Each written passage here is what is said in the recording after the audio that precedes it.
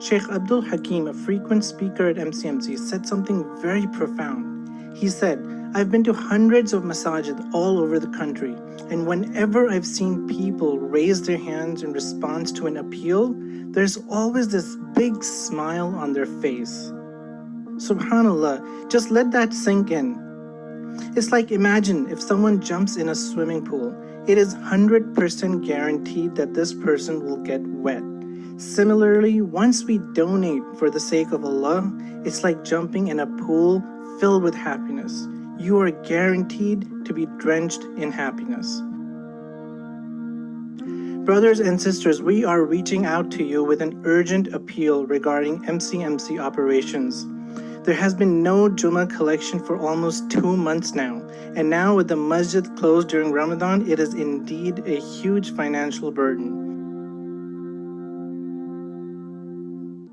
Ramadan is the time we collect funds that enable us to do hundreds of programs throughout the year.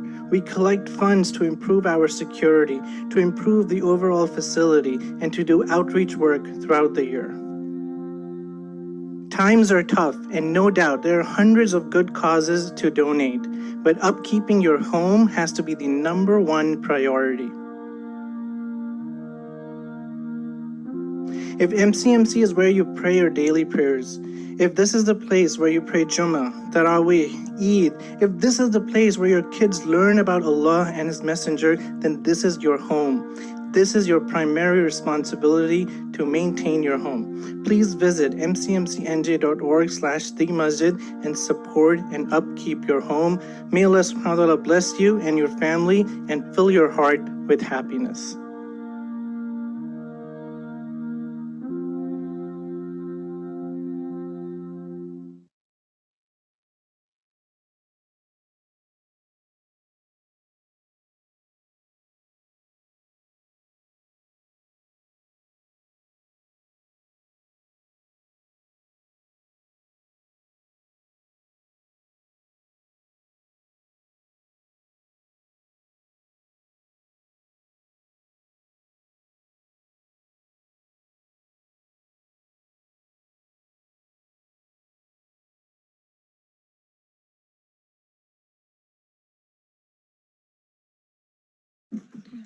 Bismillahirrahmanirrahim. Inna a'tayna al-kawthar fas'al rabbika wanhar. Inna sani'aka huwal abtar.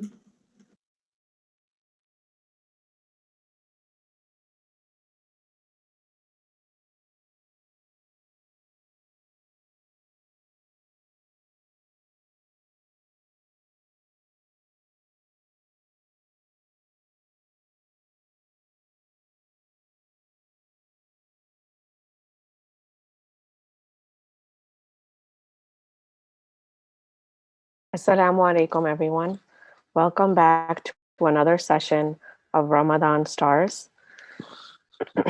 Today, our topic is a new hope.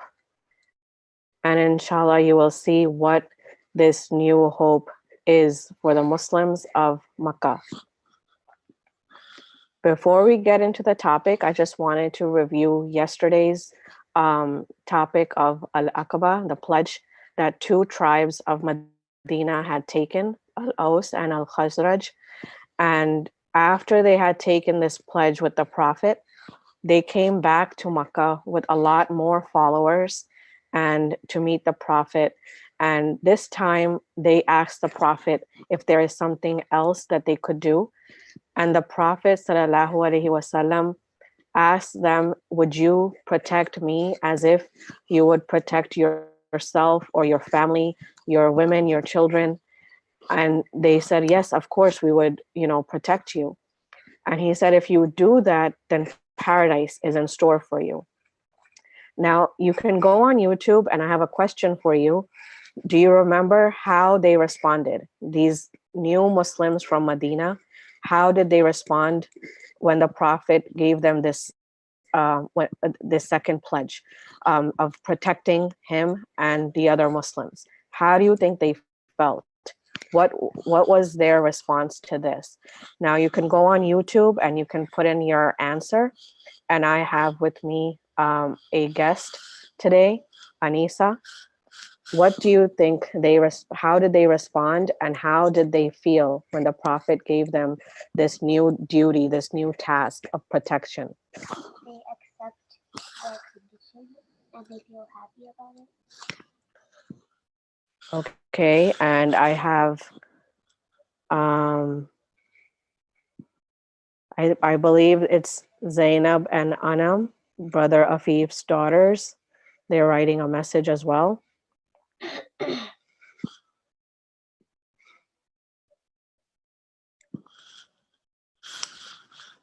So yes, they feel honored that they are given this big task by the prophet of protecting the prophet, and they want the prophet to come to Medina and stay with them. So they feel this great honor and they agree to this pledge. Now, this meeting that the prophet was having with them, this meeting was in secret. It wasn't in public because the Quraysh are still very violent with the new Muslims. So this meeting was happening in secret, but someone had exposed this meeting that was happening, and they wanted the Quraysh to be furious, and they wanted the Quraysh to get upset. So they made this loud call. They went on top of a high ground and loudly they called out to the Quraysh and the people of Makkah to get out of their homes and look around. What is Muhammad doing? Look at what he is doing with these people. They're conspiring against you. They're gonna, they're planning against you. So to get the Quraysh very angry, right? And the Quraysh, they come out and they're confused at what is happening. Where was this meeting happening? Who are these people that the prophet was having a meeting with? What did they talk about in the meeting? So they're very confused, and at the same time they're very angry, and they're looking around to see who they could get this information from. But at this time, a lot of the people who had come from Medina, they had already left, but they were able to find Saad bin Ubada. He was one of the pilgrims left, and they captured him and they tortured him to try to get an answer out of him. Who are these people? What happened in this meeting? What did the prophet discuss? Any answer they could get. And they're beating him and they're torturing him until one of their own Quraysh leaders, Al-Mu'tim, comes and rescues him because he did a trade dealing with Saad. So he tells the Quraysh that, what is wrong with you? Why are you torturing him? He is a guest. He is a visitor in our city. And if we are going to torture him, imagine what is going to happen afterwards, right? Imagine all the other people that are going to get angry and what we're going to have to deal with. So let him go and let's find the cause of the problem rather than, torturing him. So the Quraysh leave him. But you see, now the Quraysh are very angry, and they have been for some time now, right? Ever since the Prophet gave his call to the people of Makkah, the Quraysh have been very upset, and they have been torturing these weak Muslims. So the Prophet now gives permission to the Muslims in Makkah to migrate, to go on this hijrah to Medina. So Medina is now this new emerging Muslim state. So this is the new hope for these Muslims. So there's this new spirit between the weak Muslims in Makkah and the Muslims of Medina. They both have affection towards each other, support for each other, cooperation for each other, and they're willing to sacrifice themselves to help each other, right? So the people of Medina, they're called Ansar, they're the helpers. So they're willing to help. They're willing to help in any way for these Muslims in Makkah, these weak Muslims. And these Muslims in Makkah now have a desire to go to Medina, right? And what do you think is the purpose? What is the purpose that they're going to leave Makkah and they're going to go to Medina and be with these people, these new Muslims in Medina? So remember, you can put your answers on the on YouTube. And Anisa, Anisa, what do you think is the purpose for them to leave their city of Makkah and go to Medina? They want to escape the tortures from Mecca, and they want to be accepted by people that believe in the same thing that Okay, and I see once again Zainab and Anam for a better life. Ibrahim, because of their beliefs, they're being kicked out. So that is correct, right? They have this belief in Allah and in the Messenger, and they're not able to practice, right? Their Islam openly and without fear in Makkah. So, and on top of that, they're being tortured, right? So they can't pray, and they cannot follow their deen the way they want to. And now they see these new Muslims in Medina who are willing to accept them with open arms, and they can practice their religion the way that they want to, right? And they can learn more, inshallah, right? So they can easily, freely practice their religion. So that was their purpose. So this new hope for them was Medina. And a lot of them, they went to Medina, but in the beginning, because they were afraid of the Quraysh, a lot of them were going secretly, and some even faced hard obstacles, even going to Medina. And two of these people, their husband and wife, were Abu Salama and Salama, who was also known as Hind. They were the first man and woman to migrate to Medina. So Abu Salama, he is also a cousin of the Prophet. And when he heard that the Prophet has given permission to go to Medina, he was one of the first to get his camels ready, loaded. He got his son and his wife, and they were about to go on this journey. But both of their families, so Abu Salama's family is Banu Abdul Asad, and Salama's family is Banu Makhzum, who are also powerful Quraysh tribes, and they tried to stop them, and they told them that, we're gonna do whatever we can to stop you from going. You cannot follow Muhammad. You cannot go to Medina. This is your city. This is where you grew up. You are, the wealthy from us, and you cannot leave. And they, refuse, and they Banu Makhzum, the tribe of the wife, they end up taking her, and they say, we're going to keep her. She is not allowed to go with you. When Abu Salama's tribe sees this, they said, well, if you're going to take her, we're going to take the son. So now he is left without his wife and his son, and he's basically forced to go without them. And a year passes by, and the three of them are separated. And one of the relatives of Salama starts to feel bad that, a year has passed by. She has not been with her son or her husband. So he actually helps her and tells her that, okay, fine, you can go to your husband. And she says that, I'm not going to go without my son. So then they talk with the Banu Abdul Asad to get her son back.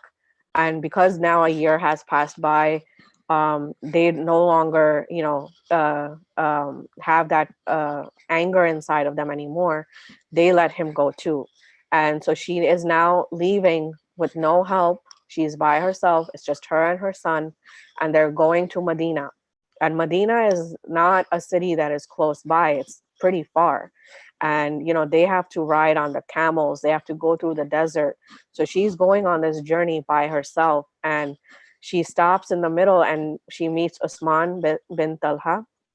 And he asks her, where are you going? And she says, I'm going to Medina. And he's shocked that, why is this woman with a child traveling all by herself? So he feels bad, and he says, I'll help you get there. And he helps her get to a village in Medina. It's called Kuba, and you can see the masjid in this picture. So he helps her reach there, and she ends up reuniting with her husband. Another person who faced a lot of difficulty in escaping was Suhaib ar-Rumi. He is actually not from Makkah. He is from Basra, which is present day Iraq. And he grew up in a palace. So he came from a very wealthy family. But there was a war and he was captured and he went through a lot of different slave owners. And he finally escaped and ended up in Makkah, and he was very poor. But just as the way the people in Makkah, most of them are, they trade, he got into this trade business and he ended up becoming very wealthy. And when he became Muslim, the Quraysh really tortured him that you came here poor, and from us, because of us, you ended up getting all your wealth. And now you're going to leave our tradition and you're going to go to this prophet. And so they really tortured him. And when the news came that they could travel to Medina, he really wanted to go, but with the prophet. And his plan somehow was conveyed to the Quraysh. They found out that he is planning an escape with the prophet. So they capture him and they, have guards on him so that he cannot go and he cannot help the prophet. And he ends up escaping, but this is way after. When he is one of, he arrives in Medina even after the prophet. And even when he escapes, they end up catching him and they tell him that they're going to kill him. And he tells them that if it's my wealth that you want, I will give you all of it. And if just let me go and you can take all of my gold, all of my silver, all of the wealth that I have. And they end up agreeing with him and they take all his wealth and he leaves. And Jibreel alayhi salam actually tells the prophet about what happened with Suhaib. So when Suhaib is coming, the prophet is already waiting for him. And the prophet tells him that you have profited. Even though he lost all his wealth here, he profited in the akhirah. So a lot of them faced a lot of difficulty in just leaving Makkah. They had to go in secret. And so you see, there's two sides. You have the Quraysh, who are the tradesmen, they make their money with trading. They're really worried right now with their status and their wealth because a lot of people are escaping, a lot of people are leaving. And by this time, the only people left are the Prophet himself, Abu Bakr, and Ali. So a lot of them have left. And the Quraysh are known for their unjust and their prejudice. And now they see the Prophet, who is this influential leader, and how Islam can become powerful through him. And they're fearing this, right? And then on the other side, you have Medina, the people who are escaping to Medina. They see in Medina this future for an Islamic state. They see that Medina is just and they're sensible. And Medina too is involved in trades, right? And they also are known for their powerful and might in wars. So the Quraysh are really worried now. What do they do? What should they do about the prophet? They have to make a decision, and a decision that is not going to hurt their wealth. It's not going to hurt their status, because that's what they fear the most, right? They don't want to end up losing their money. They don't want to end up losing this powerful status that they have. And they don't want Islam becoming powerful. So now they really have to come up with a decision on what to do with the prophet. So Abu Jahl actually holds a meeting in Dar al-Nadwa, and he gets all the notable leaders, Walid ibn Mughira, he gets people from Bani Abd Manaf, and he does not on purpose invite anyone related to the prophet, even if they are not Muslims. He doesn't invite anyone from Banu Hashim or from Banu Abdul Muttalib. And if you see in the picture, the circle, that's actually Baba Salam right now. If you go to the Kaaba, that area is where this town hall was, Darun Nadwa. So they come there and they're having this very private meeting, and it's not inclusive because they haven't told everybody. Abu Lahab is not there. They have not told other uncles of the prophet because they're related to the prophet. So they don't want anyone who has any relation with the prophet in this meeting. So it's a very private meeting that they're having, and they want to make a final once and for all decision about the prophet. And they come up with three ideas. Make him a prisoner. Let's imprison him so he cannot go anywhere. He cannot be influential to anyone. The other decision they think of is to let him go. Let him go to Medina. It'll be not our problem, right? It's the people of Medina who have to deal with this problem.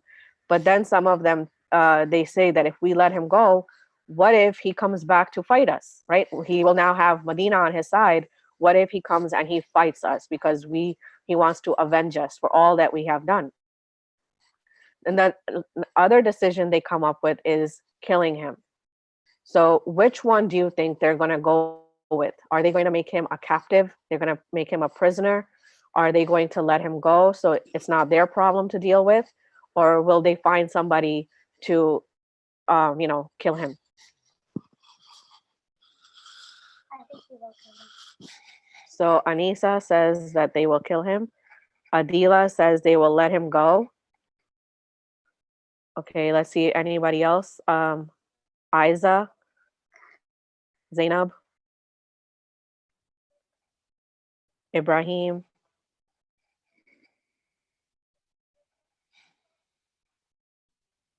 So Isa says that they will find somebody. Okay. So, and they will find someone to kill him. So they do go with that last decision, but it's a little different. So Jibril alayhi salam actually comes to the Prophet and he tells the Prophet what the Quraysh are planning. He tells them that they're planning to kill you, but it's not one person. So the Quraysh decide, because if it's one person, then that person will get caught and he will give up, who made this whole plan and who is after this, killing. So they decide that they're going to choose many people, and from each house, a young man will be chosen who will, at the same time, all of them will come onto the Prophet. So that way nobody really knows whose sword it was that killed the Prophet, right? So Jibril tells this plan to the Prophet, and he tells him that now Allah has commanded you to go for hijrah, go to Medina. So hijrah is a movement. So the Prophet's movement now from Mecca to Medina, inshallah. So who do you think is going to help the Prophet? Remember, I told you that most of the people now have gone to Medina. Only a few people are left. So who do you think the Prophet is going to go to for help? Who is going to help the Prophet escape and get to Medina? His best friend Abu Bakr and his cousin. Okay, so Anisa says his best friend Abu Bakr and his cousin Ali. Okay, let's see if on YouTube anybody wants to comment who will help the Prophet get to Medina. So Zainab says Abu Bakr.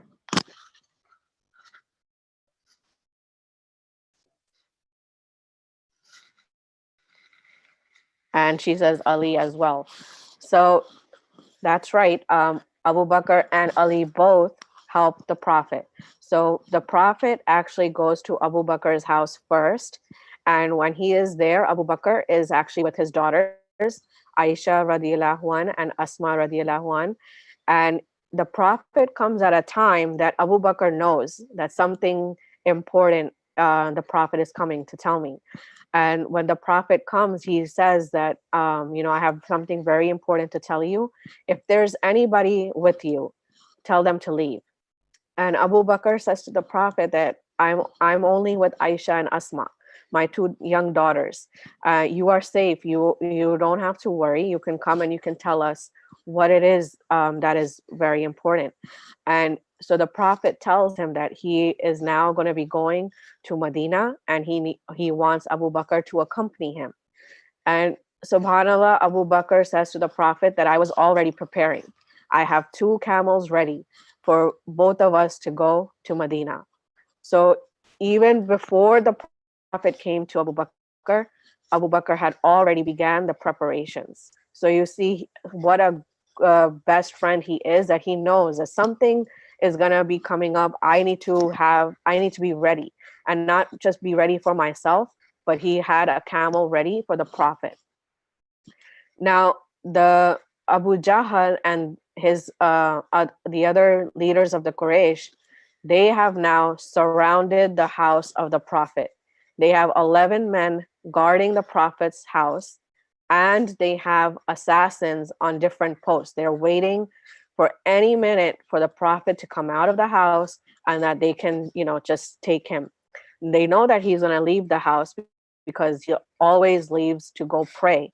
And so they're waiting. They have a person on every post that they think that they can just get the prophet. So the prophet is inside his house, and he is with his cousin Ali. And he tells Ali to lay down in his spot on the bed, and he covers it. And he tells Ali, don't worry, nothing will happen to you. You will be protected by Allah. And the prophet escapes. He recites a few verses of the Quran, and dust gets blown into these guards' eyes so they cannot see. And he escapes, and he comes to Abu Bakr's house, where the two of them mount their camels, and now they are escaping. But instead of going north towards Medina, so if you see on the map, Makkah is south and Medina is north, right? So instead of going north, they set southward. So they want to make sure that nobody, if anybody is following them, that they are not able to find them. So they go south rather than going north. And they take refuge in this mountain that you see in the back, this Mount Thor. And if you tune in tomorrow, you will see how the prophet reaches Medina. So now he is in this cave, this Mount Thor, with Abu Bakr, and they are south from Makkah. So tune in tomorrow. Sister Arusha will tell you how the prophet reaches Medina, inshallah. So please visit mcmcnj.org/Ramadan stars, and you can submit your your answers to the questions for this topic. And you can also submit your video for Azan and the Quran recitation. We want to see some new faces. So if you can, with the help of your parents, submit some more videos that we can upload for our program. And we'll be in the last 10 nights now of Ramadan. So make sure you guys are doing a lot of dua, a lot of dhikr, and keep all of us in your duas. All the volunteers, everyone who is working behind the scenes, keep us in your duas, inshallah, and donate to MCMC, inshallah. Assalamu alaikum.